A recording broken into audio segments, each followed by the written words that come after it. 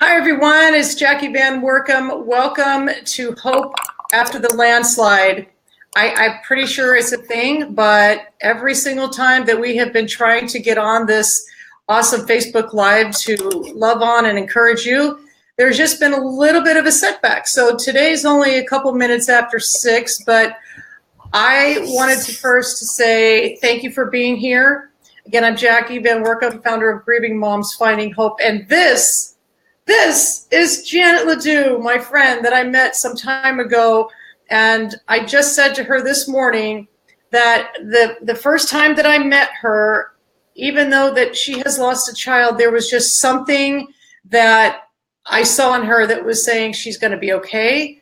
And that she had this warm and friendly, optimistic look on her face. And so no pressure, Janet, but welcome. Thank you for being here, and I'm so sorry of all the stress you just had. That's okay. And honestly, okay, there you're back again. I was just going to say, and now the screen went black, but you're back. Oh, okay, that's really good. So yeah, well, thank you for saying that. You're so welcome, and well, it's the truth.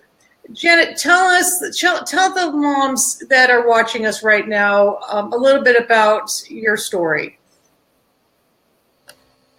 Okay, so we lost our oldest son. His name was Randy. He was 20 years old, and we lost him on October 24th in 2007, so 10 years ago. We lost him to a heroin overdose. He had struggled with addiction for about 2 years before that,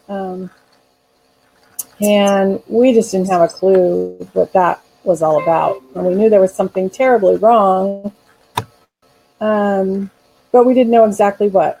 We didn't know that heroin was even a thing, that it was even around. And of course, he wanted to take care of everything himself and didn't want to share with us what exactly was going on until, lo and behold, he ended up in jail. And that's when he told our husband what was going on. And he went into recovery and tried to get help. And he, being young and anxious and wanting to get on with his life, he went into recovery. And when he came home, he left us. We meant to say that he left early because he had a beautiful girlfriend and everything, everything he wanted back at home. And so he left early, showed up on our doorstep. Spare you all the little details in between, but he relapsed and we couldn't find him for 2 days. And his girlfriend kept calling me and saying, something's wrong. That's not like him. And she and I both had the same feeling. And so we kept hunting and hunting for him. And finally, the harbor police found him on a friend's boat, and he had passed away from an overdose. So sorry, Janet. Yeah. Yeah. And here you are. Yeah. 10 years later, and it's it has morphed into something different. It has changed and gotten some, easier.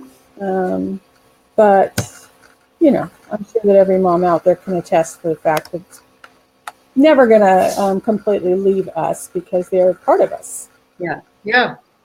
Like quite literally, right? It's just like they came from our womb, and there's just nobody can understand what that's all about. Exactly. Oh. Well, talk to me a little bit about your walk with God and if that was affected at all during that time. Okay. Well, I've always had a belief that there was a God. I was raised Catholic, and so I believed in the Trinity and, the death of Jesus and the rising and all that. But my family kind of stopped going to church when we were young, and so all of the kids, we were ecstatic that we didn't have to go to church and catechism and all that. And so naturally we all just fell away, which can happen anyways. And so I just went about living my life, but I never lost sight of the grounding, thank you, Mom and Dad, that they gave me by sending us to church, that there was God, there was heaven, there was hope and all those things. And so as after we had Randy, after his birth, something just happened inside of us as a family that was just such a miracle, and we just wanted to do things the right way. And we started going back to church as a family when he was at a young age, and our faith just continued to grow. So we had a good faith, somewhat strong faith anyways. And then when he started into the addiction, it actually grew our faith even stronger, because it was such a horrible battle that we knew we didn't have the answers, and that we weren't going to be able to do it on our own. We tried everything humanly possible, ourselves as parents, and we went to all of the connections that we could find, all the groups we could find to support him and us, but we knew that ultimately God was in control of this. And we had to lean on him. It was just too much for us to do on our own. Yeah. And so because of the severity of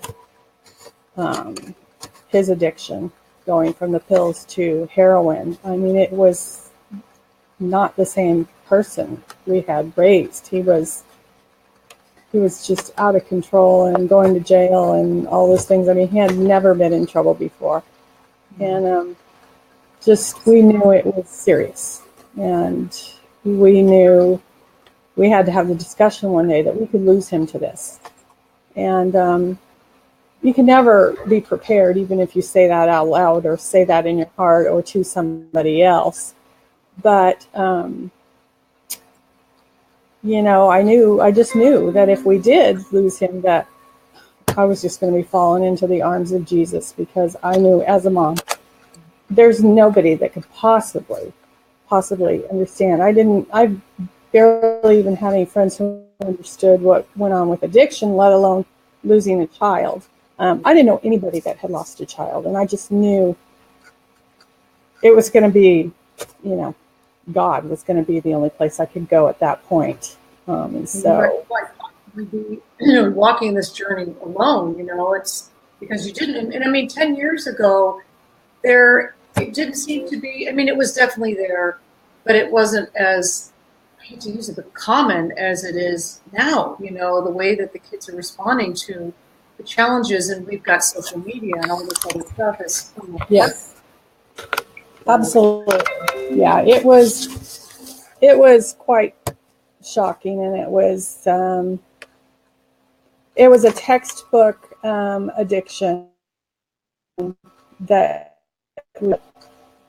behaviors of the child change, and they start changing friends, and then grades start going down. I mean, we were watching this happen before our eyes, and it was like it was slipping through our fingers. And for whatever reason, some people believe it's spiritual, chemical, genetic, all of those things. It caught a hold of him, and for whatever reason, he started drinking and doing things that other kids were doing, and other kids would go home and sleep it off, and it just got a hold of him, and he liked the way it felt, and he just progressed from one thing to another. And then the opioids, everybody is hearing about. The pills were $40 and $80 a piece. Well, what high school kid can afford that? Yeah. And so, unfortunately, the next natural thing they do is go to heroin, because it had become so readily available and it was cheap. And he was getting it from someone from his school. Yeah.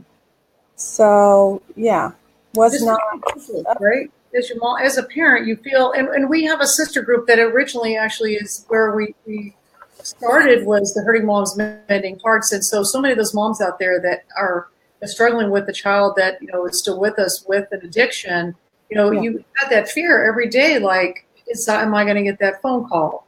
And I'm so impressed with your faith, Janet, because not everybody may default to, I just knew that Jesus was going to be there for me no matter what. It's almost like sometimes I feel like, he doesn't want this to happen ever, but he kind of prepares you in a way to protect us, right? Right. I totally think so. When we look back now on the people that he put in our lives and so forth, that supported us afterwards, and then knew somebody else that could help us, and on and on and on. There's so many ways that God had showed his grace and mercy in this situation that some people wouldn't understand, but we knew that God had put things in place to say, yeah, I got you. Yeah, I got your boy. He's safe with me, and I got you. And it's not going to be easy, but we're going to walk this together. Mm-hmm. He just did so many, amazing, in our eyes, undeniable things that let us know he was there the whole time. Yeah. Yeah. I want to take just a quick moment, Janet, to say hi to Margie and Mary and Sherry, and my part of my search and rescue team, my other Mary. It helps me out so much. Just say thank you guys for being out there and listening to me and to Janet, and how God has helped us carry through. Both of our sons named Randy that we have lost, and different circumstances. But at the end of the day, we both are here breathing, and I just saw you smile, because so we just know we have this new joy in Christ. And the other thing too is Janet was a part of. We started and had like a little bit of a focus group, if you will, in the beginning. We all sat around the table to do like a filming, and it ended up that they were trying to say, just pretend that you're talking. And I think that was when I first had said, I like this lady, and because we all just ended up having our own little support group happen right there before our eyes, and you being to my left, I'll never forget it. And so we know as a fact that linking with other grieving moms has been so instrumental. And like you said in the beginning, like, gosh, I kind of felt like I might be doing this journey alone. And again, time and time again, I have so many testimonies to the fact that the moms have been here together, as you and I are together. And I'm so thankful for that. And if you're not involved in any kind of a group, I would highly recommend. I mean, Jen and I could both attest to say, you are worthy and you deserve to be in a group. And God has placed it on my heart to do this Grieving Moms Finding Hope and creating this book called Resurfacing. And that I hope that you guys would be a part of that. And if more information on the grievingmoms.com, there's a link above that says groups. You can click that. And then you can find either an online group, or you can find a group that you can even start if you want to, or just find one that's done locally. And I highly encourage that. And so, Janet, tell me also, do you recall, I mean, it's been some time, but as you went through this, I get a lot of moms saying, I had such a struggle with family or friends because of what we did or we didn't do, lost friendships. Did you guys experience that much at all? Well, I have to say, we did not. We had such amazing support. I think there were a few comments made that didn't sit well with me, but I also knew that they weren't going to know what to say to me. They hadn't experienced anybody who had lost a child either. And I knew that there might be some judgment and some questions about, well, how could this happen? Didn't they know what's really going on in their household and all that? But I just really, really had to work hard on letting that go, because I know who my son was, regardless of what he went through and what he experienced and what we experienced. And he was a wonderful person, and he was a good kid. And I was just determined to hold on to that no matter what anybody said. And I think that my husband and I were probably harder on ourselves than anybody with the whys and what did we do wrong and what could we have done, the woulda, coulda, shoulda, which I think is natural, no matter what the cause of death is. If it's a cancer, I would think that people would say, well, we probably should have gone to a different doctor. We probably should have traveled across the country. We should have used this medicine or refused that treatment. Or it's just our human nature to want to know why and what we could have done differently. And it's all of that is just such a process. And I think those are all real and natural feelings. Yeah. And it's just what we did, how we decide what we're going to do with that. Yeah. You know? Yeah, there's so many layers that go along with losing a child, no matter what the circumstances. And yes, you find that, you or your spouse or, any of your family members tend to become very, very hard on themselves and all the woulda, coulda, shouldas. And yet at the end of the day, it's like, I want moms out there to be able to put their head down on the pillow at night and just bind those lies and not to let the darkness take hold of that, because that's the last thing that we need. Yes. Because what has happened. And I do know that I understand what you're saying, because I felt like our Randy was such an amazing guy. He's a great husband, he's a great father, he's a great brother and a child to us. And anybody, this can happen to anybody. But I did feel like I had that scarlet letter, walking around in front of people. Like what does go in, our circumstances and everybody's, but people drive down the street and they'd be like, oh, there's that house where that boy was. Oh, no, yeah. Yeah. And what terrible parents, they must have done something to him as a child, Right.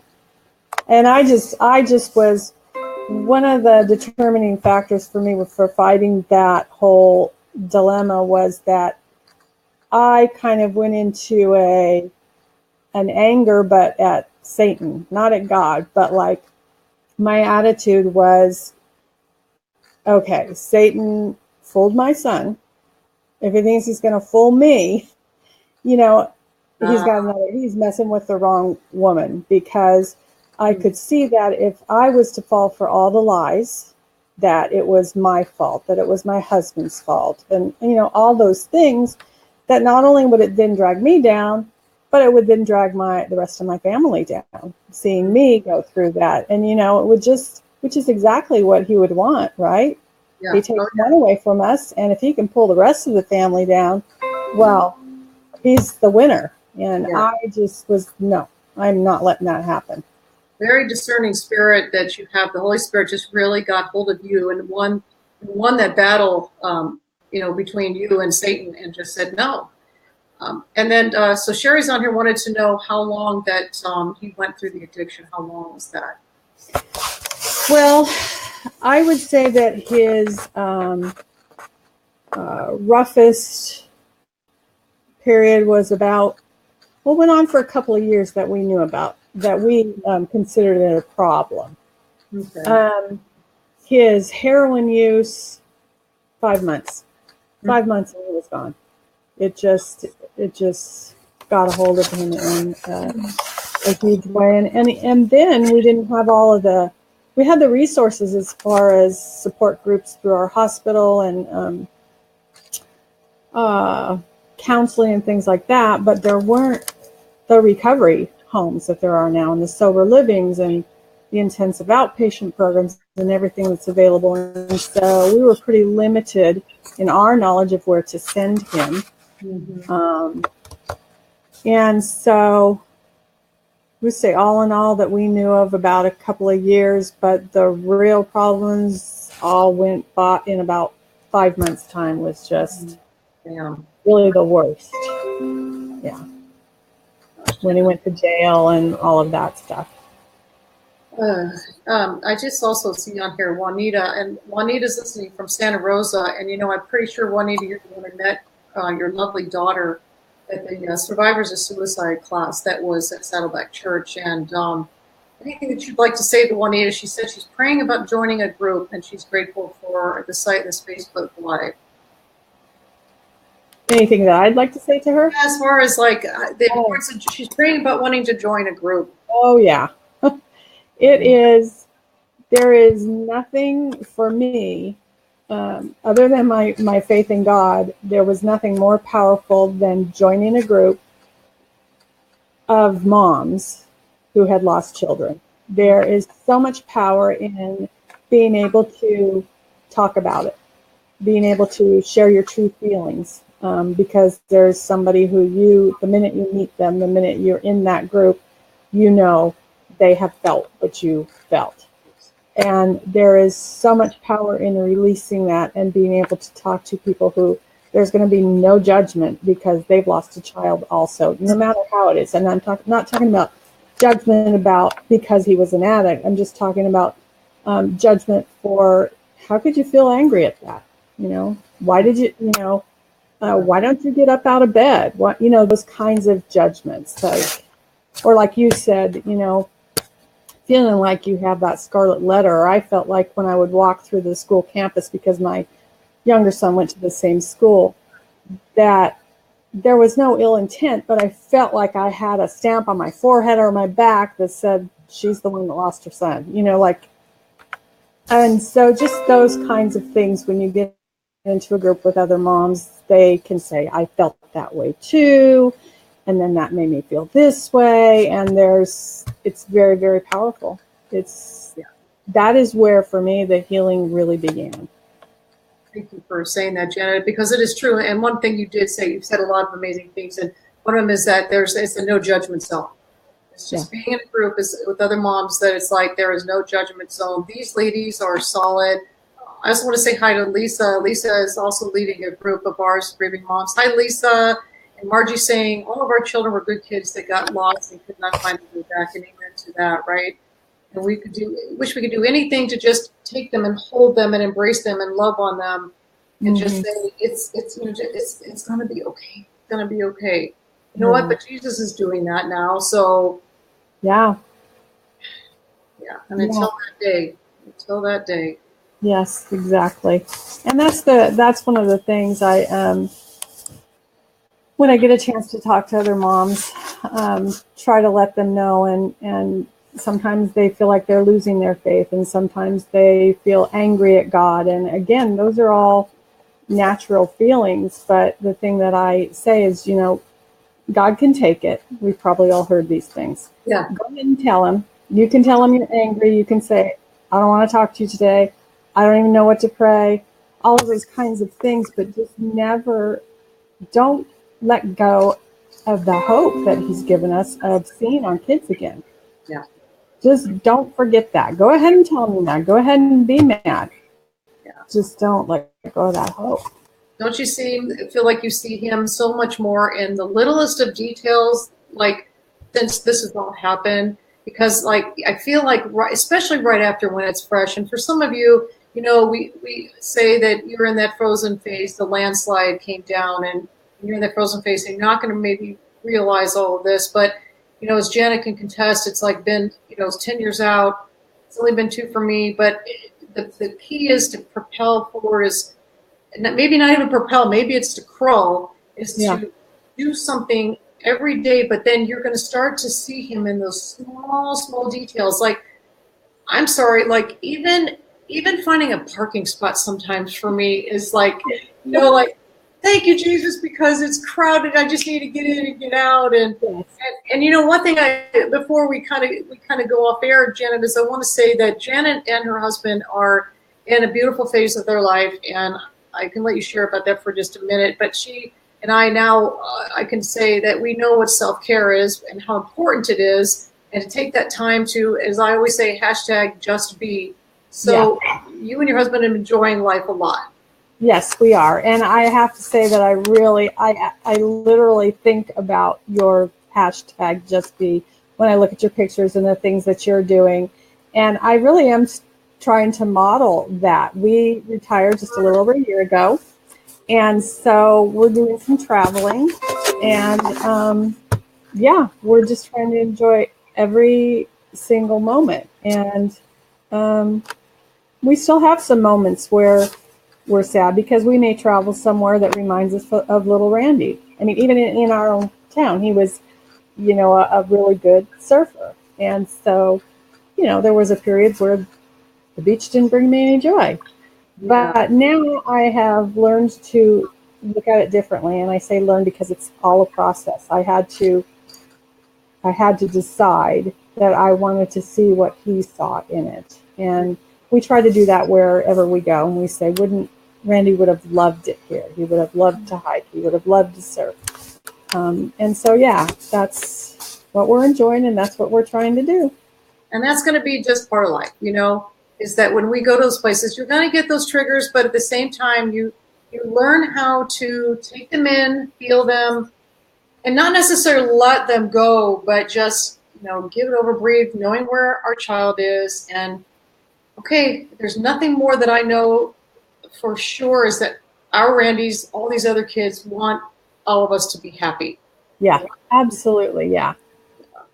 Yeah. And I just, I really want to encourage all of you moms out there that it's detrimental, because we know that grieving takes a special toll on your whole body, your spirit, your mind, your physical body, your emotional, everything. And so you've got to take that time. I mentioned in a couple of my devotions, and speaking of that, if you want to get the more hope every day, Hope at Sunrise, that you can sign up for on the Grieving Moms website, and you can get those sent to your email every day.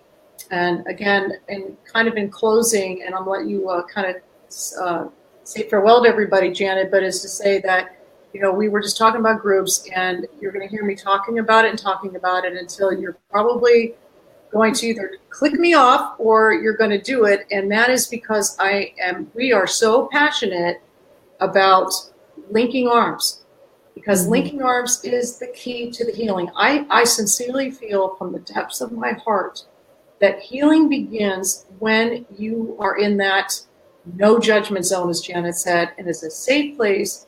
And every time we tell the story about what happened, it's not crushing. It takes away its power. Kathy Taylor from Her Hurting Moms Mending Hearts said, I'm pretty sure heard that from her. And I really can't say enough about that. So on our Grieving Moms website, there's a tab above, and it is Join a Group. When you click on that, you'll see all the information that you need. Spend some time, navigate through there, and just don't waste that time. If you don't like it, then you don't have to keep being a part of it. But just have the courage. Do you know that courage, you take the word courage, C-O-U-R, is of the heart.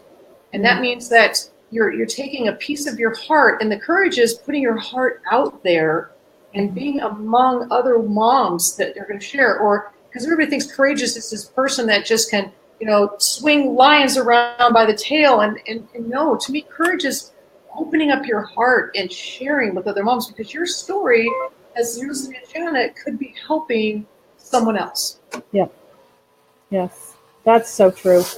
That is key. Like I said, that is when I think my true healing began, was when I finally found the right kind of support, which was moms who had lost kids. And yeah, that's it. Opening your heart and sharing your feelings. And even if you don't think you're helping somebody, just saying what you're feeling and what you're going through, somebody else in that room is going to have that same feeling or experience and be so relieved that they're not the only one that's feeling that. There you go. Just by sharing what you're going through, you have helped somebody, just because they know they're not alone. They're not crazy. Someone else has felt that and been there, and then eventually you start learning the tools they use to help bring themselves out of it. Bingo. You hit the nail on the head when you said, when you talk about these other things, you think that no one else is going through it, and yes, you do. You feel like you're crazy when you're forgetful, you lose things. I hear me talking about, I lose my wallet, my keys. I have lost more stuff in the last couple of years, and I don't know how long I could actually get away with it, or to say that I'm grieving or old age. I'm not really sure. So, but I'm going to stick with grieving. But in all seriousness, it is true. So give yourself grace. And Janet, thank you so much for taking the time. Yeah, thank you for asking. Yes, and I really miss you. So you got to come up and visit sometime. Well, I would love that. We're here in between all of your travels with your amazing husband, and please take care and don't hurt your ankle anymore either. Okay, I won't. I'm going to be very careful. Thank you, everyone, for being here tonight on Grieving Moms Finding Hope After the Landslide. Again, grievingmoms.com. It says it all. Click on the tab to join a group. And again, you guys, You deserve it. You owe it to yourselves. And from the depths of our heart, I will just always say, we've got to do this together, right? Yes, that's right. All right. Thank you so much, Janet. And we will see you guys next Tuesday, 6 p.m. Pacific Standard Time. Till then, you can have those emails delivered to you. Hope at sunrise, and just keep clicking in here and joining in and seeing what I'm up to lately. God bless you all.